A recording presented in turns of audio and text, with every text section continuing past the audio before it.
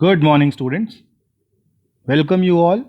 इस वीडियो में जिसमें हम सॉल्व करेंगे 29 जुलाई 2020 की क्लास 9th की वर्कशीट इंग्लिश मीडियम में। तो सबसे पहले ऊपर आप लिख लीजिए अपना नाम और अपनी क्लास टीचर का नाम। आज की क्लास का टॉपिक है एल्जेब्रिक आइडेंटिटी। एल्जेब्रिक आइडेंटिटी का मतलब क्या होता है, इसको हम कॉमन लैंग्वेज में एक और वर्ड से डिस्क्राइब करते हैं जिसको हम कहते हैं फॉर्मूला। आपने बहुत बार सुना होगा, 8th क्लास में भी आपने पढ़ा है कि फॉर्मूले के बारे में लोग बात करते हैं कि ये एक फॉर्मूला है, इससे हम क्वेश्चन को सॉल्व करते हैं। तो आज हम इन्हीं फॉर्मूला को डिस्क्राइब करेंगे, डिफाइन करेंगे कि ये क्या होते हैं और एक फॉर्मूला समझेंगे। तो पढ़ना शुरू करते हैं। Children, if I ask you to solve 10 square you might be able to do it very easily. 10 square is equals to 10 into 10 equal to 100.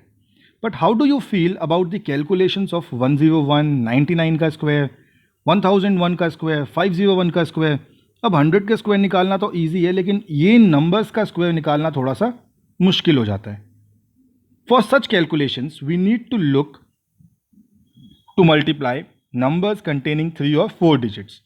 तो जिन नंबर्स में 3 डिजिट 4 डिजिट होते हैं उनको सॉल्व करना थोड़ा सा मुश्किल होता है। तो देखते हैं आगे।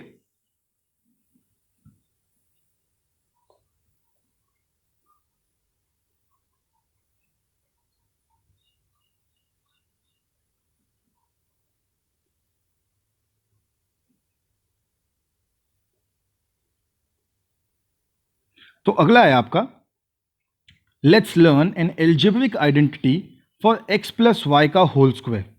ये x प्लस वाई का होल स्क्वायर आपको ज़्यादातर बुक्स में x प्लस वाई नहीं बल्कि a प्लस बी के होल स्क्वायर की फॉर्म में मिलेगा। और a प्लस बी के होल स्क्वायर का फॉर्मूला आपने पहले भी पढ़ा हुआ है, ये होता है a square plus B square plus 2ab। जिनको यहां इन्होंने सॉल्व करके दिखाया है, तो वो कह रहे हैं कि आप चाहें तो x प्लस वाई के होल स्क्वायर की फॉर्म में भी इसको लिख सकते हैं। x plus y whole square का मतलब 2 बार लिखना। और पहले ये वाला x मल्टीप्लाई होगा इस x के साथ, फिर ये x मल्टीप्लाई होगा इस y के साथ। तो हमने किया x मल्टीप्लाई बाय x और x मल्टीप्लाई बाय y। ऐसे ही ये y मल्टीप्लाई होगा x के साथ और फिर ये y मल्टीप्लाई होगा y के साथ। तो y into x, y into y. तो जब हम इसको सॉल्व करते हैं तो इसको देख लेते हैं कि इसको कैसे सॉल्व कर रहे हैं। x into x x square, x into y x y, y into x y x और y into y y square. तो हमारा आंसर आ गया x square plus 2xy plus y square. इसी को हमने ऊपर किस फॉर्म में लिखा था, a plus B whole square is equals to a square plus B square plus 2ab। आप इस फॉर्म में भी लिख सकते हैं। It is an algebraic identity which can be used for different values of x and y। तो इसको हम अलग अलग वैल्यूज के लिए भी यूज कर सकते हैं। कुछ क्वेश्चंस देखते हैं फिर क्लियर होगा। तो देखिए उन्होंने किसके लिए यूज किया, उन्होंने यूज किया 101 का स्क्वायर, जिसको हम लिख सकते हैं 100 प्लस 1 का स्क्वायर, क्योंकि 101 100 प्लस 1 होता है। जहां को उन्होंने x को रिप्लेस कर दिया 100 से और y को रिप्लेस कर दिया 1 से। तो x प्लस वाई का होल स्क्वायर का फॉर्मूला ये होता है। तो हमने जहां जहां x था वहां वहां 100 पुट कर दिया और जहां जहां y था वहां वहां 2 पुट कर दिया और हमारा फाइनल आंसर आया 10201। कुछ और एग्जाम्पल उन्होंने सॉल्व कर रखे हैं। 502 का स्क्वायर, जिसको लिखा 500 प्लस 2। तो जहां जहां x था वहां वहां 500, जहां जहां 2 था मतलब जहां जहां y था वहां 2। तो स्क्वायर था तो स्क्वायर हो गया, नॉन स्क्वायर था तो नॉन स्क्वायर हो गया। ऐसे ही 1001 का स्क्वायर निकाला, बहुत आसानी से निकल गया 1002 ये एग्जाम्पल्स हैं। हम चाहें तो इस वाले फॉर्मूले को भी यूज़ कर सकते हैं और मैं इसी वाले फॉर्मूले को आपको यूज़ करना सिखाऊंगा। a plus B whole square is equals to a square plus B square plus 2ab। इस फॉर्मूले को हम यूज करेंगे। ये वाला फॉर्मूला आपको ज्यादातर बुक्स में भी लिखा हुआ मिलेगा। चलिए आगे बढ़ते हैं। तो कुछ क्वेश्चंस हैं, उनको सॉल्व कर लेते हैं।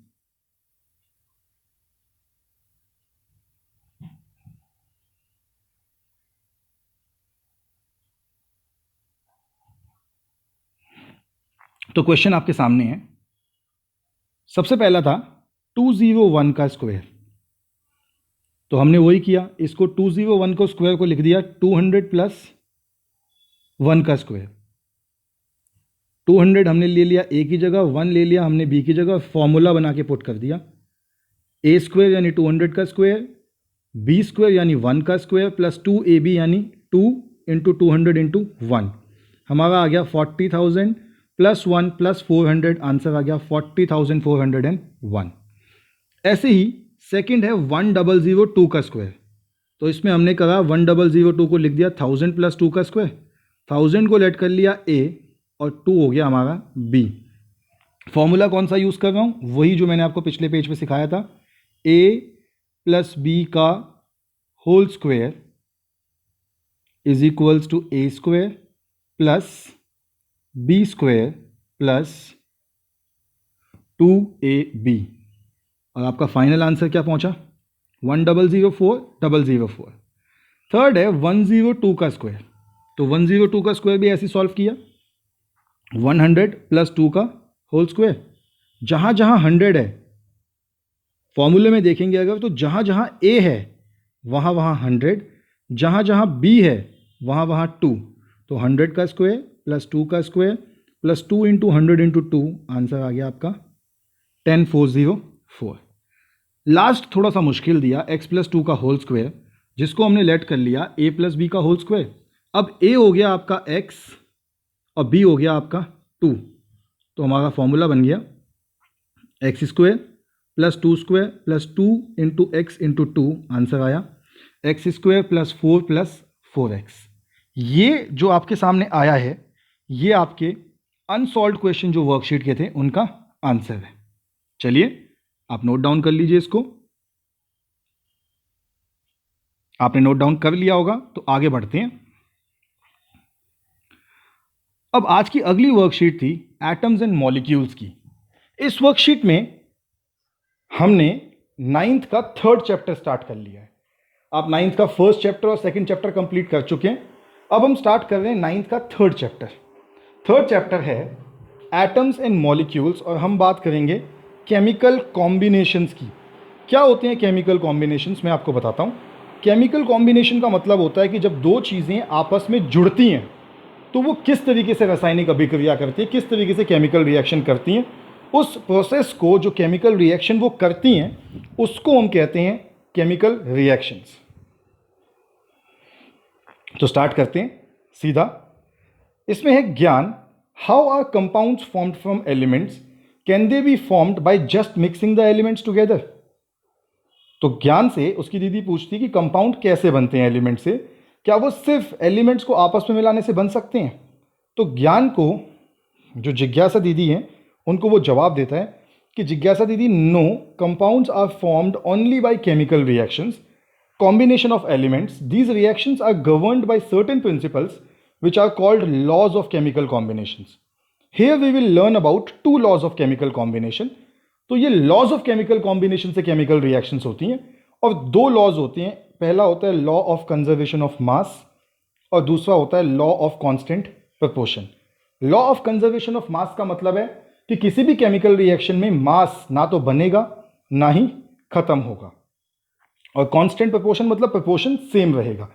स्टेटमेंट पढ़ लेते हैं। स्टेटमेंट कहती है law of conservation of mass, mass can neither be created nor destroyed during a chemical reaction. मतलब किसी केमिकल रिएक्शन में ना तो कोई मास बनेगा और ना ही मास खत्म होगा। दूसरा है लॉ ऑफ कांस्टेंट प्रोपोर्शन जो कहता है कि in a chemical substance the elements are always present in a definite proportion by mass. किसी भी केमिकल सब्सटेंस में जो सब्सटेंसेज होते हैं वो हमेशा एक डेफिनेट रेशो में होते हैं। चलिए दूसरी साइड देखते हैं क्या लिखा है। मास can neither be created nor destroyed in a chemical reaction, जो मैंने आपको अभी भी बताया। In a chemical reaction, the sum of mass of reactants is always equal to the sum of mass of products. ये क्या स्टेटमेंट हुई?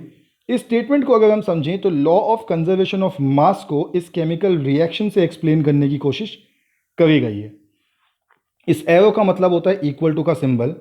Equal to से पहले वाले एलिमेंट्स को अगर आप देखें तो ए है 4 ग्राम, बी है 10 ग्राम, तो टोटल हो गया 14, और सी और डी को अगर ऐड करोगे तो सी है 2.5, डी है 11.5, यानी पहले जो मास था केमिकल रिएक्शंस का वो भी 14 था, और बाद में जो मास है केमिकल रिएक्शन के सब्सटेंसेस का वो भी 14 है। यानी कि एलिमेंट्स का मास पहले और एलिमेंट्स का मास बाद में बिल्कुल इक्वल है। इसी को हम कहते हैं लॉ ऑफ कंजर्वेशन ऑफ मास। आगे देखिए, the elements which form a compound will always react in the same proportion irrespective of their origin or method of formation। यानी कि अगर कोई चीज़ है और उसका कोई फॉर्मूला है तो वो फॉर्मूला हमेशा वही रहेगा। अगर मैं बात करूं H2O, तो H2O सदैव H2O ही रहेगा, उसका फॉर्मूला कभी बदलेगा नहीं। A compound is always formed from the same elements everywhere, यानी वाटर हमेशा हाइड्रोजन और ऑक्सीजन से ही बनेगा। एक एग्जाम्पल उन्होंने ले रखा है, उसको देखते हैं। तो एग्जाम्पल है, for the formation of water hydrogen and oxygen always react in a constant proportion bye there masses in a ratio of 1:8. Like 1 gram of hydrogen always react with 8 gram of oxygen to produce 9 gram of water, and 2 gram of hydrogen react with only 16 grams of water, whatever be the amount of oxygen available to produce 18 gram of water. Similarly, the ratio of masses of carbon and oxygen to produce carbon dioxide is 3:8, and the ratio of masses of nitrogen and hydrogen to produce ammonia is 14:3. इसका क्या मतलब है? इसका मतलब ये है कि अगर मुझे वाटर बनाना है H2O, तो वाटर में जो हाइड्रोजन रेशो ऑक्सीजन है वो है 1:8, यानी कि 1 ग्राम हाइड्रोजन के लिए जो ऑक्सीजन चाहिए होगी वो चाहिए होगी 8 ग्राम। ये सबसे इंपॉर्टेंट फैक्ट है जो आपको हमेशा याद रखना है। चलिए सीधा स्टार्ट करते हैं क्वेश्चंस को। तो पहला क्वेश्चन है, state the 2 laws of chemical combinations. आपके सामने स्क्रीन पे आंसर आ गया है। पहला है लॉ ऑफ कंजर्वेशन ऑफ मास, दूसरा है लॉ ऑफ कांस्टेंट प्रोपोर्शंस। मैंने आंसर में डेफिनेशन भी लिख दी है साथ में, आप भी चाहें तो आप भी डेफिनेशन लिख सकते हैं। सेकेंड क्वेश्चन है, can there be a variation in chemical composition of 2 samples of pure water taken from 2 places. तो क्या ऐसा हो सकता है कि हम वाटर को 2 अलग अलग जगहों से ले उसका फॉर्मूला बदल जाए? तो आंसर है नहीं, वाटर का फॉर्मूला हमेशा सेम रहेगा, उससे कोई फर्क नहीं पड़ता कि आप उसे कहां से लेते हैं। तो इसका आंसर हो जाएगा that no, a chemical compound will have fixed composition no matter from where it is taken. Similarly water has a fixed composition of hydrogen and oxygen which do not change with place. अगला question देखते हैं। Third question है, if 3 gram of carbon burns in 8 gram of oxygen to produce 11 gram of carbon dioxide, यानी 3 gram carbon 8 gram oxygen, तो total हो गया 8 + 3 11 gram carbon dioxide. Then how much carbon dioxide will be produced if 12 gram of carbon is burned with 32 gram of oxygen. तो 12 + 32 कितना हो जाएगा? अगर मैं यहीं पे देखूं आंसर तो मेरे हिसाब से होना चाहिए 44 ग्राम। सॉल्व करके देख लेते हैं इसको। तो आपके सामने सॉल्व कर रखा है पूरा आंसर, 12 + 32 आंसर आएगा 44 ग्राम। फोर्थ क्वेश्चन है, उन्होंने इस क्वेश्चन में एक और चीज पूछी है कि which law of chemical combination will govern your answer. मतलब आपका जो आंसर है वो कौन से लॉ को यूज करके निकला? तो हमने लिख दिया है कि हमारा जो आंसर है वो निकला है by using law of conservation of mass. Fourth question देखते हैं। फोर्थ क्वेश्चन है, which elements are involved in the formation of ammonia and carbon dioxide. तो देखिए, nitrogen and hydrogen produce ammonia और carbon and oxygen produce carbon dioxide. तो ये आपके answers हैं आज की वर्कशीट के। आप चाहें आंसर्स को नोट डाउन करना तो अपनी स्क्रीन को पॉज कीजिए और आंसर्स को नोट डाउन कीजिए। चलिए, आपने आंसर्स नोट डाउन कर लिए होंगे, तो अब आगे बढ़ते हैं। आज की आपकी तीसरी वर्कशीट है हिंदी की। लिख लीजिए ऊपर अपना नाम और अपनी टीचर का नाम। तो परिचय, निम्न प्रस्तुत पद्यांश कश्मीरी भाषा की लोकप्रिय संत कवियत्री ललगद द्वारा रचित वाद से उद्धत है। तो कोई वाद जो होता है, एक तरीके का लिखने का तरीका होता है, तो कोई कश्मीरी, जो आपकी ये कश्मीरी कवियत्री हैं, उन्होंने इसको लिखा है। उनका नाम है ललगद। उनकी काव्य शैली को वाक कहा जाता है। अपने वाकों के माध्यम से उन्होंने धर्म और जाति पर आधारित भेदभावों से ऊपर उठकर जीवन से जुड़े भक्ति के रास्ते पर चलने के लिए जोर दिया है। तो उन्होंने भक्ति की तरफ कहा है चलने के लिए। पढ़ लेते हैं। कच्चे धागे की खींच रही है नाव, जाने कब सुन मेरी पुकार, करे देव भव सागर पार। पानी टपके कच्चे सकोरे, व्यर्थ प्रयास हो रहे मेरे। जी में उठती रह रह हूक, घर जाने की चाह है घेरे। तो ये इसका मतलब क्या है, व्याख्या पढ़ लेते हैं। प्रस्तुत पंक्तियां कवियत्री ललगद अपने इंतजार और प्रयास का वर्णन करते हुए कहती है कि प्रभु से मिलने की आस में जीवन रूपी नाव सांसों की डोरी के सहारे आगे बढ़ रही है। प्रभु न जाने कब मेरी पुकार सुनेंगे और मुझे जीवन रूपी इस भवसागर से पार लगा देंगे। जिस प्रकार मिट्टी के सकोरे से पानी टपक टपक कर कम हो जाता है, उसी प्रकार हमारे जीवन में एक एक दिन कम होता जा रहा है। ऐसे में मेरे जीवन में रह रहकर हुक यानी कि वेदना उठती है कि कब मेरी आत्मा संसार रूपी वैतरणी को पार करके मिलन कर पाएगी। मतलब जो कवित्री है वो कहती है कि वो अपनी आत्मा को परमात्मा से मिलाना चाहती, क्योंकि इस संसार में शायद उसके लिए कुछ भी नहीं है। आगे देखते हैं। खा खाकर कुछ पाएगा नहीं, न खाकर बनेगा अहंकारी। सम खा तभी होगा संभावी, खुलेगी साकल बद द्वार की। यानी कि प्रस्तुत पंक्तियों में कवित्री ललगद मध्य मार्ग की विशेषता के बारे में बताती है। मध्य मार्ग मतलब बीच का मार्ग। वह कहती है कि यदि हम सांसारिक भोगों में लगे रहेंगे तो हमें ईश्वर की प्राप्ति नहीं हो सकती। साथ ही यदि हमें सारे सांसारिक भोगों को त्याग देंगे तो हमारे अंदर अभिमान आ जाएगा। ऐसे में हमें ईश्वर प्राप्ति के इन दोनों मार्गों को ही त्याग देना चाहिए। इसलिए कवियत्री हमें बीच का मार्ग अपनाने की सलाह देती है, जिससे मन में उदारता का भाव उत्पन्न होगा और हमारे अंदर से स्वार्थ, अहंकार सभी भाव समाप्त हो जाएंगे।